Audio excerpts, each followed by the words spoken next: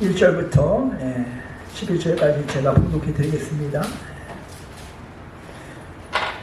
무리가 몰려와서 하나님의 말씀을 들을새 예수는 게네사렛 호숫가에 서서 호숫가에 두 배 주척이 있는 것을 보시니 어부들은 배에서 나와서 그물을 씻는지라. 예수께서 한 배에 오르시니 그 배는 시몬의 배라. 육지에서 조금 떼기를 청하시고 앉으사 배에서 무리를 가르치시더니 말씀을 마치시고 시몬에게 이르시되 깊은 데에 가서 그물을 내려 고기를 잡으라. 시몬이 대답하여 이르되 선생님, 우리들이 밤이 새도록 수고하였으되 잡은 것이 없지만 말씀에 의지하여 내가 그물을 내리나이다 하고, 그렇게 하니 고기를 잡은 것이 심히 많아 그물이 찢어지는지라.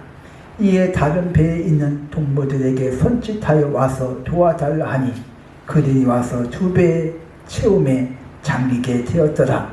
시몬 베드로가 이를 보고 예수의 무릎 아래 엎드려 이르되 주여, 나를 떠나소서, 나는 죄인이소이다 하니, 이는 자기 및 자기와 함께 있는 모든 사람이 고기 잡힌 것으로 말미암아 심히 놀라고 세베대의 아들의 시몬의 동역자인 야고보와 요한도 놀라더라. 예수께서 시몬에게 이르시되 무서워 말라, 이제 이후로는 내가 사람을 취하리라 하시니 그들이 베드로를 육지에 대고 모든 것을 버려두고 예수님을 따르니라. 아멘. 오늘 말씀의 제목은 가능성에 주목하라. 이 말씀을 가지고 함께 은혜 받는 저와 여러분 되시기 바랍니다. 그 이영복 셰프, 그러니까 요리 잘하는 사람이 있습니다. 그러니까 우리나라 사람 중에서 이영복 셰프를 모르는 사람이 없을 정도로 유명한, 중식계 유명한 요리사입니다. 그는 집안 형편이 어려워서 초등학교 6학년 때 학교를 그만두고 중국집에 가서 배달 일을 시작했다고 합니다. 그래서 주방에서 또 설거지도 하고 그렇게 하면서 음식을 배웠습니다. 근데 20살 때 그 충농증으로 그 수술 했는데 그 부작용으로 냄새를 맡지 못한다고 합니다. 그러니까 요리사에게는 치명적인 약점이죠. 그러니까 13살 때부터 배달 일을 시작해서 설거지 하면서 온갖 잡일을 다 하면서 무시를 받으면서 음식을 배워왔는데 냄새를 맡지 못하는 거예요. 그러나 그 모든 것을 극복하고 한국 사람이 가장 먹고 싶은 음식, 즉 이영복 셰프가 만든 음식을 가장 먹고 싶다고 합니다. 어떻게 보면은 중국집에서 배달이나 했던 사람이 이렇게 성장할 줄 누가 알겠습니까? 가능성이란 지금은 당장은 아니지만은 시간을 주면 미래에 뭔가 해낼 수 있을 것 같은 잠재력, 어떤 힘을 가지고 있는 사람, 뭔가 이루어낼 것 같은 사람, 그런 사람을 가능성 있는 사람이다, 이렇게 말을 하고 있습니다. 오늘 말씀은 예수님께서 베드로를 처음으로 부르시는, 그러니까 처음 만나는 그런 모습의 말씀입니다. 예수님께서 부르시기 전에 이미 베드로는 결혼을 했습니다. 한 가정이었습니다. 베드로는 병든 장모님을 모시고 살았습니다. 마태복음 8장 14절에 보면 예수님께서 베드로의 집에 들어가시니 장모가 열병으로 누워있는지라 말씀하고 있습니다. 그러니까 베드로는 병든 장모님을 모시고 살고 있었고, 또 아내와 동생 안드레와 함께 살고 있었습니다. 그러니까 대가족의 가장이었습니다. 그러니까 베드로와 자기 동생 안드레가 함께 고기를 잡으면서 생계를 책임지는 그런 역할을 했습니다. 그러니까 베드로가 고기를 잡지 않냐면 굶어 죽고, 또 병든 장모님을 모시고 살았어.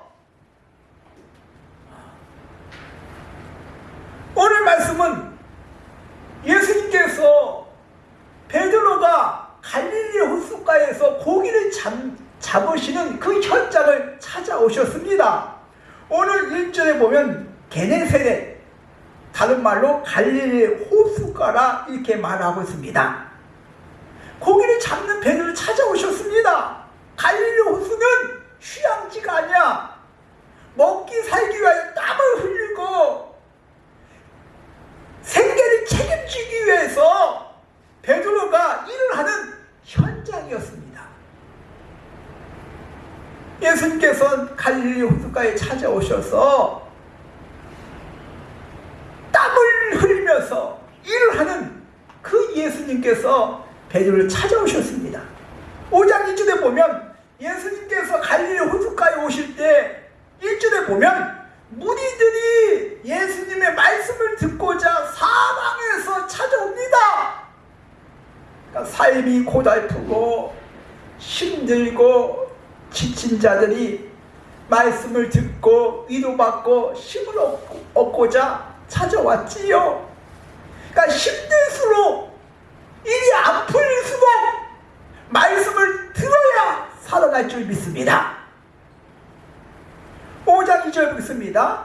호숫가에 배 두 척이 있는 것을 보시고, 근데 그 두 척이 있는데 어부들은 배에서 그물을 씻는지라 이렇게 말씀하고 있습니다. 그러니까 수많은 사람이 있지만은 예수님께서는 베드로에게 관심이 있었습니다. 베드로의 모습을 보고 있었습니다. 예수님 그 누구도 아닌 나에게 관심이 있습니다. 내가 무엇 때문에 염려하고 근심하는지, 무엇 때문에 걱정하는지. 베드로는 밤새도록 고기를 잡았습니다. 그러니까 아침에 그물을 씻는다 그 말은 밤새도록 고기를 잡았는데 한 마리도 못 잡았어. 허탕이야. 그물을 씻는다는 것은 그물을 정리한다 그 뜻이야. 내일을 위하여 다음날 또 고기를 잡아야 될 것 아니겠습니까? 그러면 그물을 정리해야죠.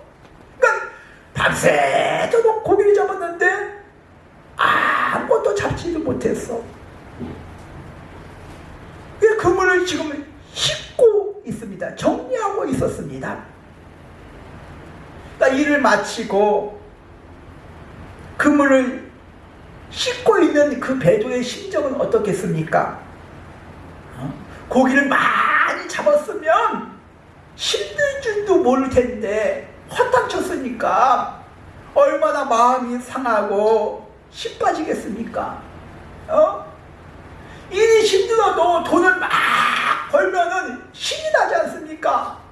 나 노력은 노력대로 했는데 밤새도록 고기를 잡았는데 한 마리도 못 잡았으니까 걱정이 태산이겠죠.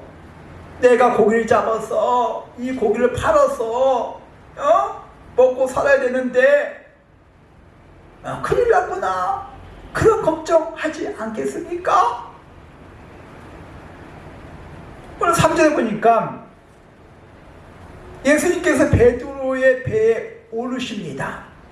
그러면서 베드로한테 육지에서 좀 떼기를 청하십니다. 그러니까 다시 바다로 나가자 그 말이야.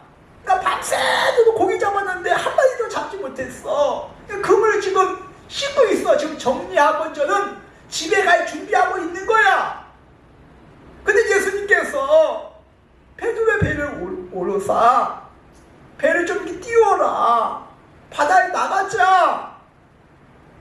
그런 척을 하고 계십니다. 그게 쉽지 않지요. 예수님께서 배에 앉으사 무리에게 가르치십니다. 그러니까 베드로는 한평생 고기만 잡고 살았습니다. 그러니까 밤새도록 고기를 잡았지만 한 마리도 잡지 못했습니다. 그러니까 내가 가지고 있는 경험, 지식, 그것이 반드시 맞지 않습니다. 내가 10년, 20년 한평생 고기 잡았지만 내 경험을 의지하고 내 지식을 의지하고 내 고집대로 하다가는 쫄딱 망할 수가 있다는 말이야. 예수님께서 베드로의 삶의 현장, 어떻게 보면 직장을 찾아오신 것 아니겠습니까? 그 직장이 예수님이 계셔야 돼. 내 생각, 내 지식, 내 경험으로 내가 왕노릇하고 내가 대장 노릇하는 것이 아니라 예수님께서 우리 가정의, 직장의, 사업장의 왕이 되셔야 돼. 대장이 되셔야 돼. 그래야 반전이 일어나. 내 생각대로 하면 그게 어떤 때는 맞을 때도 있고 틀릴 때도 있지 않습니까? 내 경험들 하면은 다 맞습니까? 고린도전서 1장 25절, 하나님의 어리석음이 사람보다 지혜롭고 하나님의 약하심이 사람보다 강하니라. 하나님이 아무리 어리석더라도 나보다 못하겠냐 그 말이야. 하나님이 약하심이 사람보다 강하대. 하나님이 약하지는 않지만 약하다 할지라도 나보다 약하겠냐 그 말이야. 내가 하는 것보다 하나님께서 하신 것이 100배 1000배 나을 줄 믿습니다. 그러니까 우리 가정에, 교회에, 직장에, 사업장에 내 생각, 내 뜻, 내 고집, 내가 주인이 아니라 예수님께서 주인이 되셔야 될 줄 믿습니다. 우리가 삶의 현장 가운데서 일이 잘 풀리지 아니할 때, 내 생각대로 되지 아니할 때, 내 뜻대로 되지 아니할 때, 그 문제를 해결을 위해서 이리 뛰고 저리 뛰고 막 핸드폰으로 막 전화하고 사람 찾아가고 도와달라고 하고, 이때 그거보다 가장 먼저 해야 할 것이 있습니다. 말씀을 들어야 됩니다. 깨달아야 됩니다. 예수님께서 베드로의 배에 들어가셔서 육지에서 좀 떼기를, 지금 뭡니까? 베드로 배는 지금 바다 가운데 나왔습니다.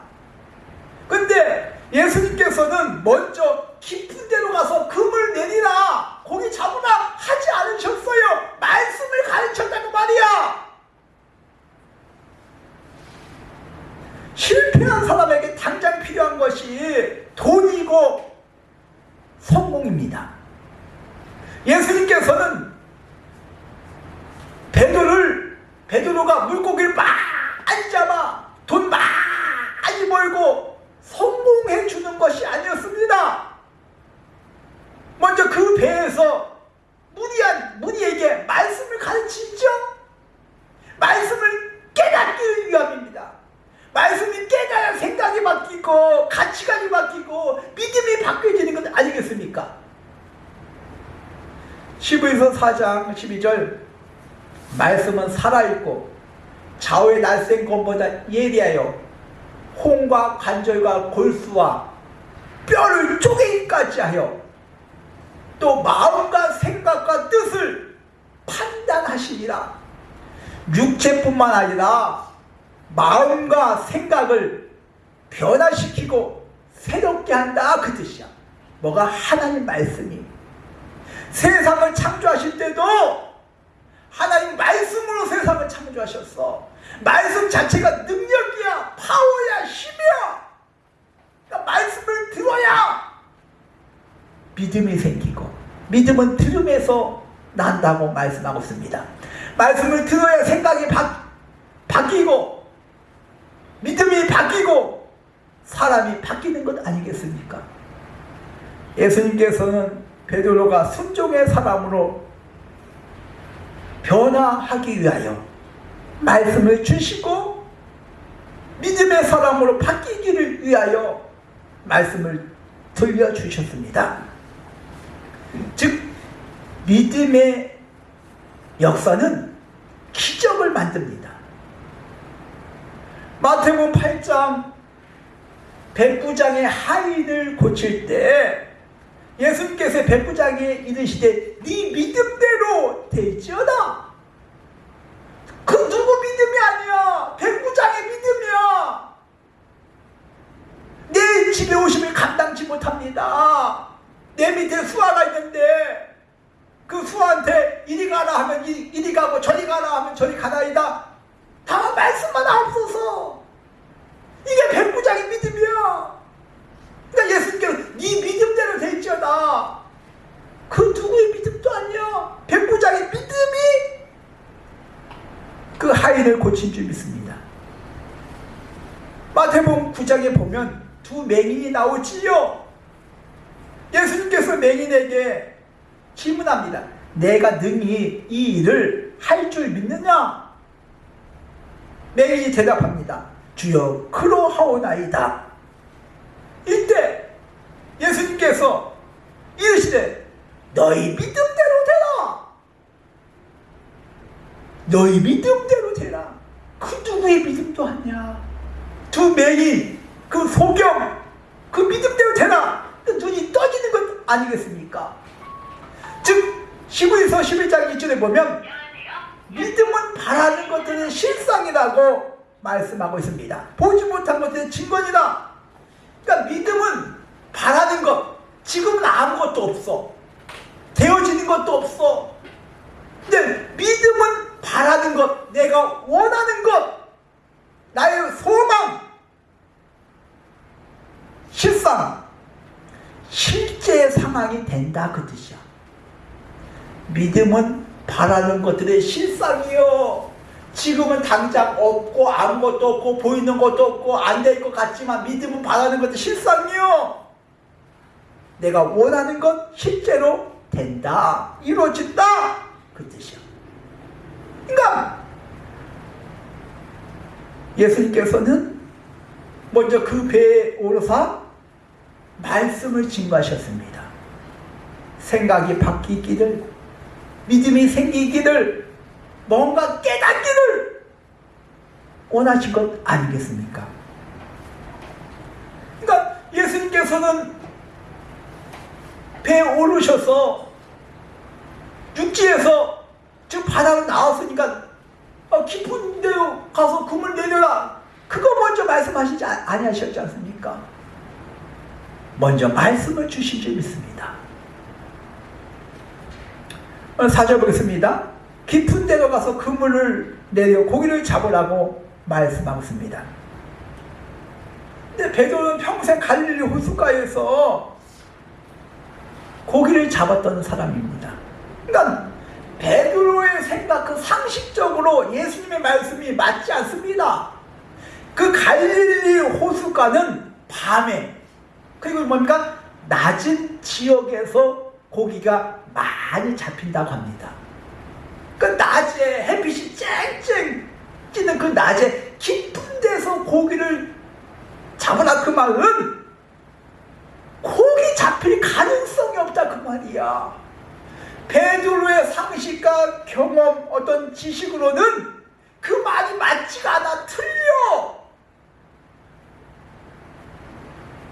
베드로가 하루 이틀 갈릴리 호숫가에서 고기를 잡은 것도 아니고, 그래서 오늘 말씀에 밤새도록 수고했다 그 말이 고기가 가장 많이 나는 시간에, 고기가 가장 잘 잡히는 시간에 밤새도록 고기 잡은 거야.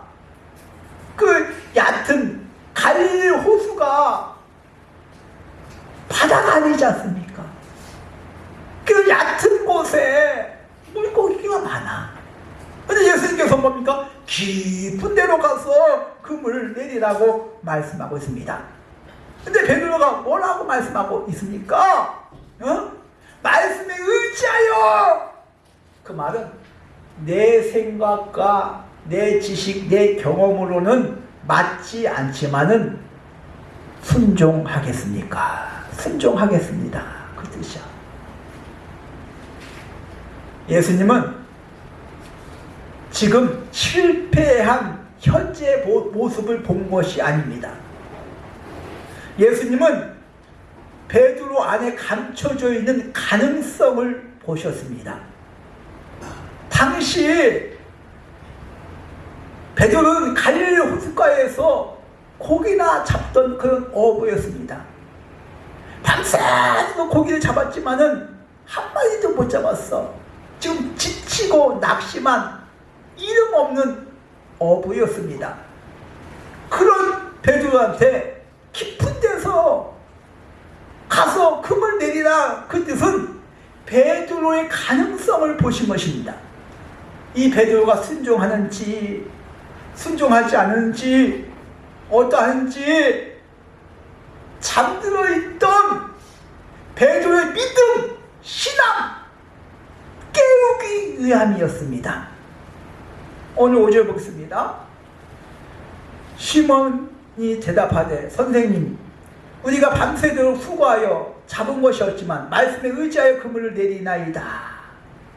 내 생각을 접고 예수님 말씀 의지하고 그물을 내린다, 그 말이야. 이게 얼마나 번거로운 일이겠습니까? 밤새도록 했으니까 지금 그물을 정리하고 나가자 해서도 나가는데 또 그물을 또 뭡니까? 깊은 곳에 그물 내리래. 가능성이 희박한데 내 생각에는 맞지 않아. 상식으로는 맞지 않아. 근데 6절에 보면 그물을 내리니까 고기가 힘이 많이 잡힌지라. 그물이 찢어질 정도로 잡혔지요. 이게 순종에서 오는 결과입니다. 순종에서 오는 축복입니다. 근데 더 놀라운 것은 8절에 보겠습니다. 어떻게 보면 그물이 찢어질 만큼 엄청난 기적적인 경험을 했습니다. 근데 베드로가 예수님 앞에 무릎을 꿇고 무릎 앞에 엎드려 나는 죄인이로소이다 고백합니다. 그러니까 고기가 많이 잡혀서 물질적인 축복이 막 흥분돼서 막 신나고 말이야. 그런 것이 아니야. 지금 나는 죄인이래. 예수님 앞에 무릎 꿇고 엎드려 나를 떠나네. 어떻게 보면 기뻐하기보다는 기적을 행하신 예수님 앞에 엎드리지요. 자신은 지금까지 먹기 살기 위하여 바빴습니다. 대가정을 책임져야 되는 병든 장모님을 모시고 있으니까 생계를 꾸어야 되지 않겠습니까? 근데 이렇게 바빠서 지금까지 먹기 살기 바빠서 내 영혼이 어디로 가는지 어떻게 살아야 되는지 잊은 채 자기 일에만 바빴습니다.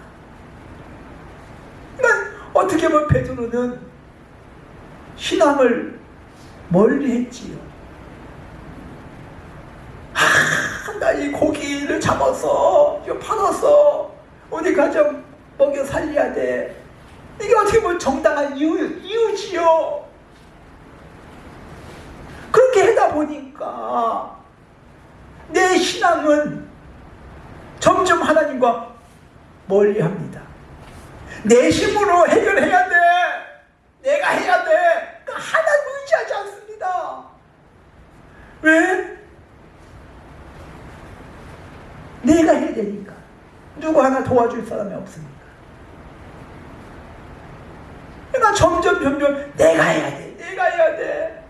이런 중압감, 책임감, 그렇게 살다 보니까 신앙은 점점 멀리하고 예수님을 찾지를 않습니다. 그런 자기 자신을 발견한 것입니다. 이렇게 그물이 찢어질 정도, 2배 가득 찰 정도로 엄청난 축복을 받았는데 기뻐하지 않습니다. 예수님 앞에 무릎 꿇으면서 나는 죄인이라고, 나를 떠나라고 고백을 합니다.